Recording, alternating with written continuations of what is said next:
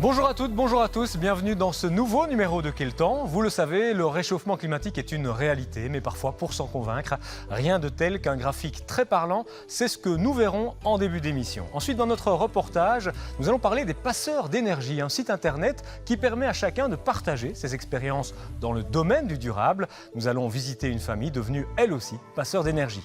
Et puis comme chaque jeudi, notre séquence La Terre vue de l'espace, nous allons regarder le Sinaï qui est une péninsule qui se trouve à l'extrémité nord de la mer Rouge, avec un zoom sur la cité balnéaire de Sharm el-Sheikh. Coup d'œil aussi sur les prévisions météo dans notre bulletin et puis sur vos photos, ça ce sera en toute fin d'émission.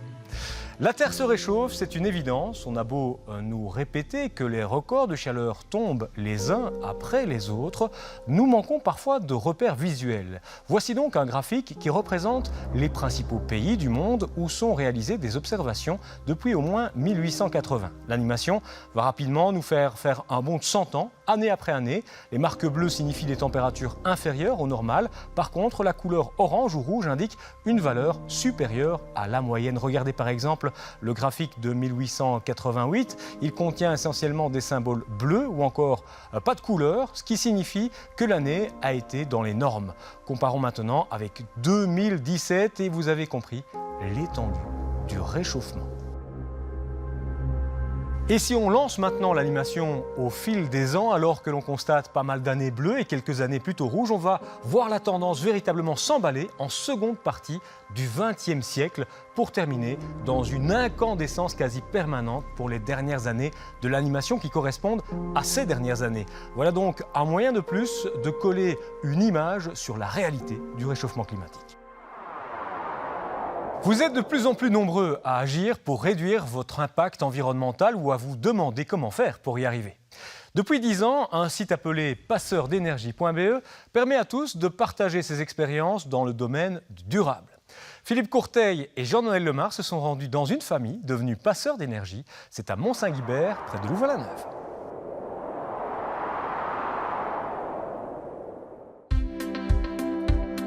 Pour Benoît, tout a commencé comme ça. À la recherche d'informations pour rénover sa nouvelle maison, il tombe sur le site internet des passeurs d'énergie.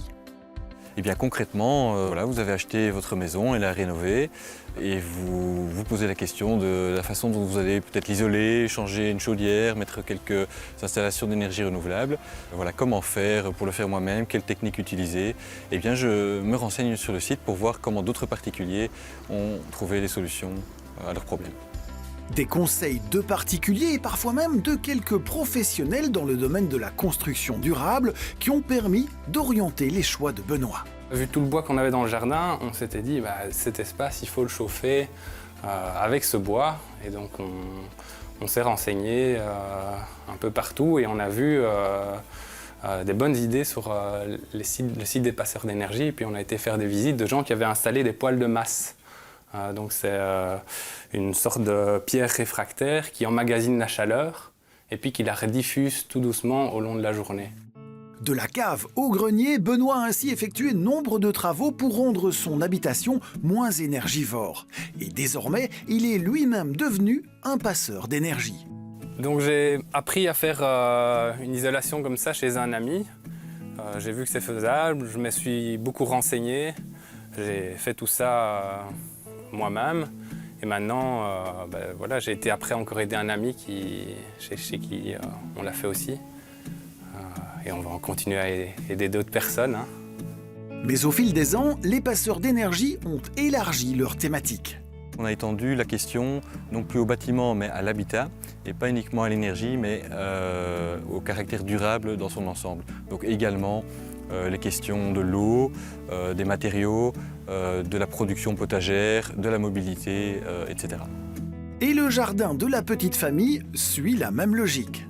En réfléchissant à ce projet, le jardin, qui était un magnifique terrain, est devenu comme une évidence. Mais voilà, ça allait être notre garde-manger, le lieu de toutes sortes d'expérimentations pour se nourrir mieux, pour se nourrir en consommant moins. Et donc on a ainsi développé un projet de potager, de rucher.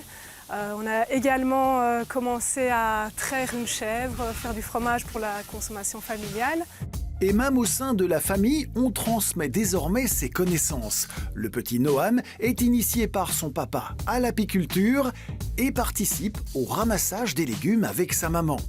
Et puis, il s'est fait pas mal de copains. Il y a Rox, sa poule préférée, qui lui fournit les œufs pour faire les gâteaux et les crêpes. Et puis, il y a Babybel, la chèvre, très utile également. En fait, c'est utile parce qu'on traite. Mais on fait du fromage, mais ça tombe l'herbe. Elle mange l'herbe. De fil en aiguille, la famille s'est mise à organiser des stages pour d'autres enfants, ravis de tout ce qu'ils apprennent ici. Et puis de son côté, Claire a aussi réfléchi à sa mobilité. Alors comment ça se passe? Donc moi je suis propriétaire d'une voiture que j'utilise essentiellement en journée. Et en soirée et le week-end, je la partage avec des voisins qui sont des utilisateurs habituels de cette voiture. Et ça se fait au travers d'un agenda partagé.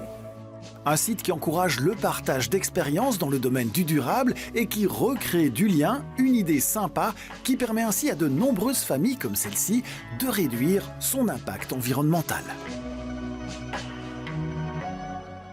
Prenons la direction de l'espace maintenant avec les satellites Sentinelle, les satellites de l'ESA qui font partie du programme Copernicus de l'Union européenne, un programme de surveillance de notre planète. Et aujourd'hui, c'est le satellite Sentinelle-2 qui nous emmène en Égypte et plus précisément à Sharm el-Sheikh, situé à la pointe sud du désert du Sinaï. Célèbre station balnéaire, la ville s'étale le long de la mer Rouge et toute la bande côtière est parsemée de bars, de restaurants et d'hôtels. La tradition touristique est très ancienne puisqu'au IVe siècle avant Jésus-Christ, les Grecs et les Romains déjà prenaient leurs vacances en Égypte. Située entre mer et désert, Sharm el-Sheikh bénéficie d'un climat désertique chaud. Les températures maximales en été peuvent atteindre parfois 40 degrés. Les hivers sont très doux grâce à la présence de la mer qui accentue la douceur. Le climat est aride avec une quantité moyenne de précipitations de 7 mm et 2 jours seulement de pluie par an. La partie supérieure de l'image nous montre le golfe d'Aqaba qui alimente la mer Rouge située plus bas. La mer Rouge est habituellement d'un bleu-vert intense, comme sur cette image, en couleur réelle, mais elle peut aussi se colorer de brun rougeâtre lors de la prolifération d'algues qui changent alors la couleur de l'eau quand elle meurt. Au centre de l'image, on peut voir une série de récifs coralliens qui abritent une vie marine très riche, pour le plus grand bonheur des plongeurs. Les variations de couleur des eaux qu'on observe autour des îles indiquent la profondeur de l'eau. Les zones plus claires correspondent à des zones peu profondes. Elles sont entourées de ce bleu intense équivalent à une profondeur beaucoup plus importante. En haut à droite de l'image à présent, on peut voir la pointe ouest de l'Arabie Saoudite. Il s'agit du promontoire de sable inhabité de Ras Al-Sheikh Ahmed. Cette région est désertique, très aride, mais certaines zones sur les côtes sont plus humides et se distinguent par la couleur rouge plus intense, tandis que la couleur blanche correspond à des bandes de sel. Avec ce type d'image, Sentinelle-2 assure un suivi de la couverture du sol et de l'eau dans le cadre du programme européen de surveillance environnementale Copernicus. Tout de suite, c'est la météo que nous allons surveiller avec notre bulletin.